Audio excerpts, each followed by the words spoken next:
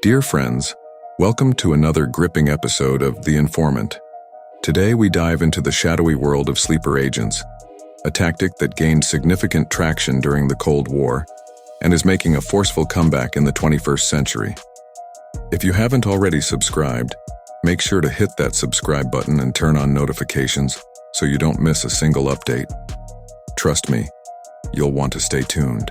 As the dust settled in Europe after World War II, it became painfully clear to the Western Allies that Stalin had no intention of keeping his promises. Among his vows was the guarantee of political autonomy for Eastern European nations. But instead, Stalin tightened his grip, turning countries like Poland, Bulgaria, and Hungary into little more than Soviet satellites. To prevent any exodus of people, scientists, or military personnel to the West, Stalin locked down his borders, creating what would famously be known as the Iron Curtain, a nearly 4,500-mile stretch fortified by walls, fences, barbed wire, watchtowers, and minefields. Nothing entered or exited the Soviet Union without the explicit approval of the Kremlin's inner circle.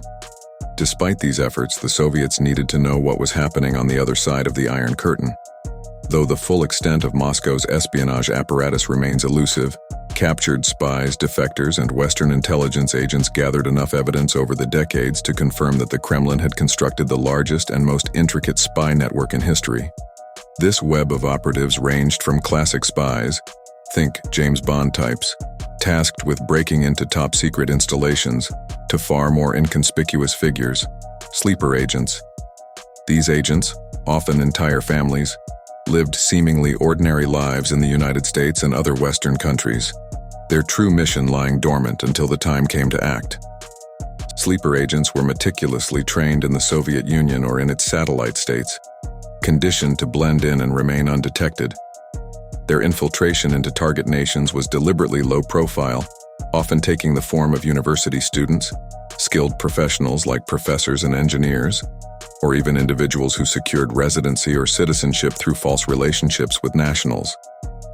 Once embedded in Western society, these agents continued with their lives, working, studying, and raising families, all while waiting for the signal that would activate their covert mission. Sometimes these agents remained in deep cover for years, even decades, before being activated. When the time came, their assignments were crafted to align with the lives they had carefully constructed. For instance, a sleeper agent posing as a professor at a university involved in military research might be tasked with infiltrating sensitive projects to gather critical intelligence. Many sleeper agents boasted strong academic backgrounds, facilitating their entry into prestigious organizations, companies, and government institutions, often directly tied to the military or other critical sectors. In fact, it wasn't uncommon for these agents to be working within the very heart of their target nation's government or armed forces. One of the most infamous sleeper agents was Jack Barsky. Recruited by the KGB in the late 1960s, Barsky was a PhD candidate in chemistry and an assistant professor at a respected university in Berlin when he was brought into the fold. He made frequent trips to East Berlin, allegedly for academic research, but in reality, he was receiving advanced training from the KGB.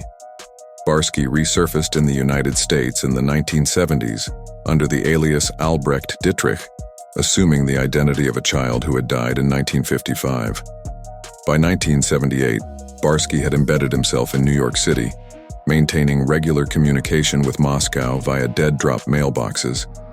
He spent long periods in hibernation, living as a model citizen, even marrying and raising a family, seamlessly integrating into American society. From time to time, Barsky was reactivated by the KGB, receiving assignments such as tracking Soviet defector Nikolai Koklov, who was living between Canada and the United States. In 1994, Koklov was exposed by the FBI and eventually arrested, though he was not prosecuted in exchange for revealing critical insights into Russian espionage operations. Koklov later penned books and made television appearances. Western intelligence agencies, including those in the United States, also deployed sleeper agents, particularly in Soviet satellite states like East Germany, Poland, and Hungary. However, due to the openness of Western society, it was far less suspicious for a Russian to be living in New York than for an American to be living in Moscow during the height of the Cold War. Contrary to what some might believe, the use of sleeper agents did not end with the Cold War. A recent event underscores that Russia continues to rely on this clandestine strategy. On August 1, 2024, Russia and the United States executed the largest prisoner exchange since the late 1980s, with Russia releasing 16 prisoners and the United States, along with Germany, Poland, Slovenia, and Norway, freeing 8. Among those released by the West were Anna Valerievna Dulcheva and Artem Viktorovich Dulchev, arrested in Slovenia in 2022 on charges of espionage. During the trial, Russia officially denied any connection to the Dulchev family, with Kremlin spokesperson Dmitry Peskov accusing the West of fabricating allegations to sow discord. However, it later became clear that Anna and Artem Dulchev were indeed Russian sleeper agents. Their mission was to infiltrate Slovenian institutions and relay intelligence back to Moscow. Posing as an Argentinian family with 2 children, it wasn't until their flight to Moscow that the truth emerged, when Putin personally greeted them with a few words in Spanish. The release of these sleeper agents serves as a stark reminder that the Cold War, or at least some of its covert tactics, is far from over. If you value independent journalism and want to support our work, consider buying us a coffee through the QR code on the screen. Your contribution is essential for us to continue bringing quality analysis and information.